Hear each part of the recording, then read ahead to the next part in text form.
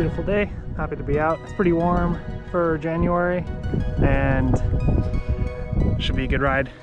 What's up, everyone? I hope you're doing well. I'm heading out for a workout. I'm about half an hour in, and I was going to briefly kind of outline what I was going to do today and then take you through it with me a little bit. Basically, today I'm going to do a threshold-oriented Fartlek workout. So basically, I'm going to be doing somewhat unstructured intervals focused on building my threshold power, which is going to mean that for shorter efforts, I'll be a little bit above threshold power, and for longer efforts, I'll target to be around threshold power. I'll see how I feel, and I'll pay attention to my heart rate as well. If I'm feeling great and my power is really there, I might go a little bit higher. If I'm feeling a little bit sluggish, I know I'm going to be fresh enough to do a good workout because I've had a few days easy, so I'll go ahead and go forward with the workout even if I'm feeling just a little bit flat. But I'm pretty sure that the power is going to be there and I'll be able to do some good efforts.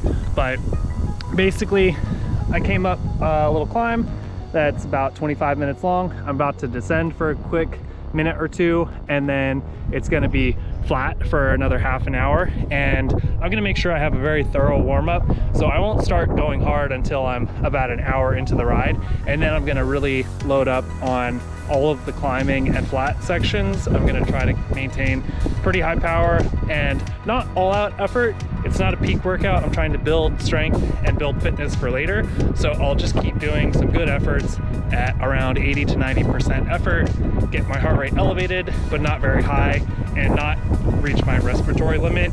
If I feel like my heart rate's really up there and my breathing is getting out of control, I know I'm going too hard. And you know, from a lot of experience, I will know not to get to that point, so I'll keep it below that level the whole time. But I will be shooting for around threshold power or a little bit over.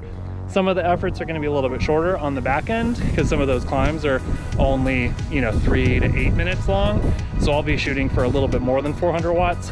Earlier on, there's an extended stretch where I plan to do, I think it's around 15 minutes, but it's a moderate climb followed by a lot of flat riding, and I'll be able to keep the power going throughout that whole stretch, but I'll shoot for around threshold power. So it'll be pretty good work, but it won't be a maximal effort.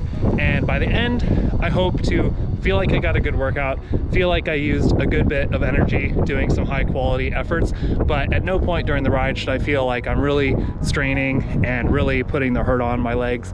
I'm not gonna hope for any kind of lung searing, leg burning intensity today. That will happen later in the season. That's not the point today. The point today is to do a ton of aerobic work and have a little bit of anaerobic contribution to those efforts. So I'll feel it, my heart rate will be up there, but it'll be very controlled, and I'm not trying to burn myself out early in the season. So hopefully this is a good way to think about training for you, and a more structured format could easily be used if you're doing hill repeats, for example. I think that it's good to know what your focus is and know what you're trying to accomplish, and if you are thoughtful about it, you don't necessarily have to do absolutely 100% regimented training all of the time. And early in the season, when it's just January and there's still months and months left of training, and hopefully a peak won't be reached for 3, 4, 5 months at least, I think it's good to keep mental freshness and keep your training fun and keep it stimulating. Yeah, so I'll take you on along for the ride. Should be a good workout.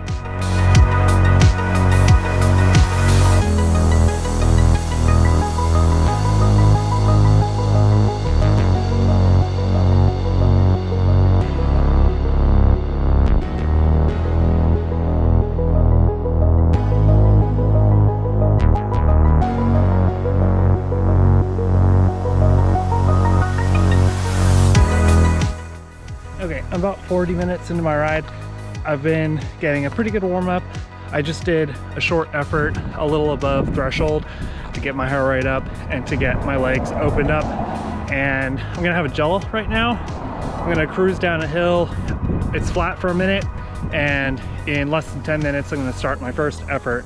So I will have hopefully had a very thorough warm-up and that short descent is going to be short enough that I'm not going to get cold or stiff. But if it was really cold out and it was a really long descent, I would definitely allow more time to get adequately warmed up before starting that first effort. You never want to start high intensity stuff or even threshold work with cold legs, because you're just really not primed to do good quality efforts. And even though this workout's only going to be 2 hours long, for me that's not that long. It's not that stressful or strenuous, but in order to facilitate getting a little bit better quality in and to quicken how quickly I recover afterwards, I'm going to have a few gels throughout the ride, and then I'm also having some electrolyte drink mix. But overall, it's only going to be a few hundred calories of carbohydrate coming in. I could do more, but I'm gonna just make sure that I follow up the ride really quickly, just like immediately when I get in the door, with a few hundred calories of carbs and some protein to make sure that I recover well from the effort. And I expect that I'll have maybe 600 or 800 calories within the first hour after I'm done with my ride, and then probably another 600 to 800 just another 2 hours after that for dinner. Okay, so I'm almost 45 minutes in. I'm gonna make this left turn, and then it's flat, uphill, and flat for the next 15 minutes. And I'm gonna do a solid threshold effort through there.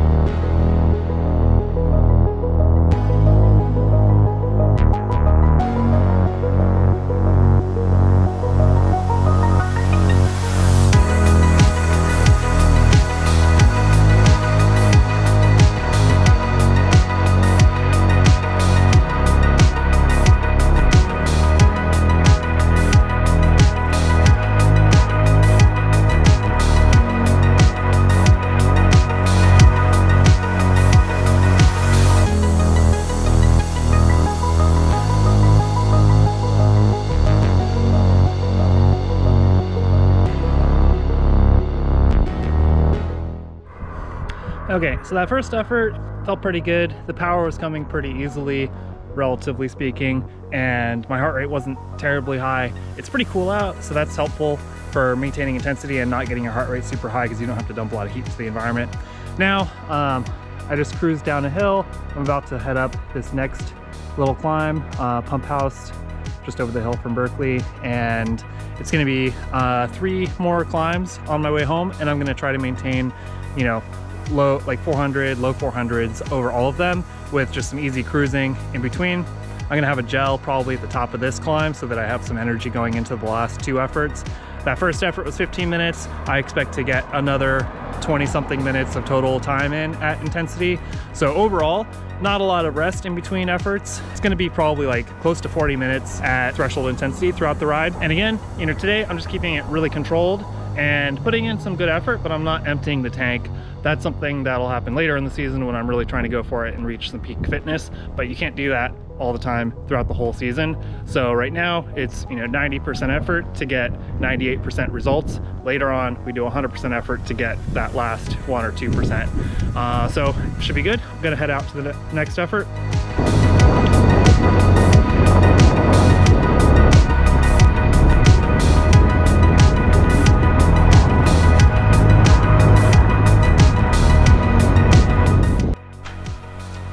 Okay, so today I had a great workout. I'm back home now. I had some food right after. I had some Honey Nut Cheerios and a bunch of almond milk and some protein powder, like right off the bat, like literally right when I got in the door. And then I took a bar with me when I took the dogs to the park because I wanted to get them out and get some exercise. I'm back home now. I've had dinner. I had some noodles and soup, and so it was like, you know, a lot of fluids and salt and some veggies with a lot of carbohydrate in it. And so that's, you know, pretty key. Like no matter what workouts you're doing, if you're doing high quality work, if you're doing a lot of kilojoules of work because it's a long ride or it's a very intense ride and you're doing VO2 max or threshold efforts, you really have to get carbohydrate and protein in afterwards so that you can replenish lost glycogen and have protein available so that you have that breaking down in your stomach and going into amino acids in your blood that can help you to, you know, build up new aerobic enzymes, get fitter, build up red blood cells, do all the stuff that your body needs to do to stay fit and maintain a healthy immune system, and just keep getting better. Because, you know, no matter what workouts you do, no matter how great they are, if you don't recover well from them, you're not taking advantage of your training opportunities. And if anything, like if you have disproportionately good recovery, you'll get better results than if you have amazing training and really kind of haphazard or not the best recovery. And, you know, definitely maintaining a very regular and adequate sleep schedule is really key. It's absolutely crucial to having great recovery. And, you know, if you look at professional athletes that take their recovery very seriously, they're probably sleeping 8, 9, 10 hours a night, every night, and maybe taking some naps on the side. Obviously, they have a lot more flexibility with their time and they can do that. But for those of us that have, you know, a demanding work schedule and we're trying to train, try to be very regular and sleep the same hours so that your circadian rhythms are very well pronounced and your hormones have higher peaks and valleys, and that you kind of take full advantage of your body's natural rhythms throughout the day. And hopefully you can sleep something like 8 hours, but even if you're just sleeping 7 hours, sleeping it very regularly and going to bed at the same time, waking up at the same time, and sleeping very soundly is going to really help you out. But anyway, outside of that, having a good diet, good protein and carbohydrate intake immediately after your training sessions, and having adequate hydration throughout your life, those are going to be some of the key things that can really help you to make the most out of the workouts that you're doing. Anyway, I'm back home now, as I said, and I just wanted to take a quick look at the workout that I did. The ride for me was about 150 ride time. I ended up doing like 55 minutes of warming up, and that was mostly done at a pretty steady aerobic pace. I was just getting my heart rate up, getting a sweat going, and you know, all that was pretty comfortable except for a brief moment here where I pushed a little bit going up this little rise, 2 minutes at just over threshold, and it was like around threshold, and I pushed a little bit harder for the second half of that just to kind of open up my legs and get my lungs working and just to feel more ready to go hard. The main workout, as you can see, was all backloaded, and I think that's a key thing that you should really think about in your training. Make sure you have a very thorough warm-up. A lot of times I'll see workouts that people do, whether it's prescriptions that people offer online, or I see people posting workouts on Strava that maybe were derived from some online training platform, and almost invariably I see that the warm-ups are much shorter than I would prefer, because your body just really functions so much better if you're very thoroughly warmed up. And I would think about having like 10 to 15 minutes of warm-up for each zone that you're thinking about doing, if you're thinking about a commonly used like 5-zone model. So if you're starting out at recovery pace, and then an endurance pace, and then a tempo pace, and then a threshold pace, like I would think about leaving like maybe 15 minutes for each intensity zone that you're going up to maybe like an hour for a very thorough warm-up for like a really high intensity workout. Or if you're thinking about racing, you know, if you're doing a crit, if you're doing a time trial and it's just full gas from the gun, you need to have at least a half an hour of warm-up, maybe more. Likewise, in this workout, you know, I knew that I wanted to do high quality work, and I didn't want to have to start each of the intervals kind of either feeling like junk or starting off easy and then ramping it up. I just wanted to start right at the intensity that I was shooting for. So I gave myself a very thorough warm-up, and it's also easier today because it was relatively warm. It was about 60 degrees the whole time that I was out. You can see the first effort did about 423 watts for 15 minutes, and it was pretty steady, just a little bit high for like a split second at the start, but basically I kept it pretty steady the whole time. And you can see that it was a climb and then like a false flat downhill that was a little bit rolling, but just because it's faster, as long as you have the gears for it, like you can put down the power, whatever the terrain is. The only time you can't really put down power is if it's a twisty descent and you have to like coast through the turns, or if it's really steep and your speed is just so high. But a lot of times you see people not maintaining their power on flats or on downhills, or if it's like flat with a tailwind. You know, unless you're spinning out your biggest gear, you can put down the power. Just think about like keeping your heart rate up, looking at your power meter, and checking that you're making the effort that you want to be doing. So that was pretty good. I felt pretty good. The power came pretty easily. You can see my heart rate was like quite steady. It rose for a couple minutes at the start, and then it was pretty steady, and it didn't show that characteristic upward drift. Like if I was going and doing like a full gas time trial effort and I was just doing like 10 or 20 watts more, you'll see that your heart rate like goes up and then it plateaus, but then it just keeps creeping up slowly but surely. And that's a sure sign that you are like at or above threshold. unless it's hot and you're like building up a lot of body heat and your body just has increased cardiac output to dump a lot of heat into the environment. Later on in the season, I'll definitely do like full gas efforts, and the aim would be to do the highest average power possible. But right now I'm feeling decent, but I'm not trying to do peak workouts. So controlled and relatively hard, but not full gas is what I'm shooting for. And then the next 8 minutes, kept it at the kind of power that I wanted to shoot for. It was a few watts higher than the first effort because it was half as long.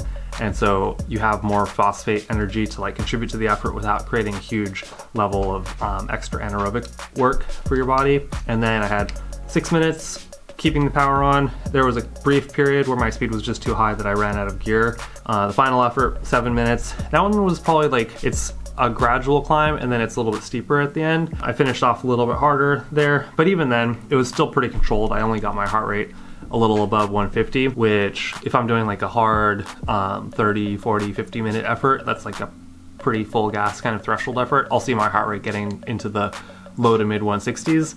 And granted, that's a very low number compared to most people, but you know, everyone's different.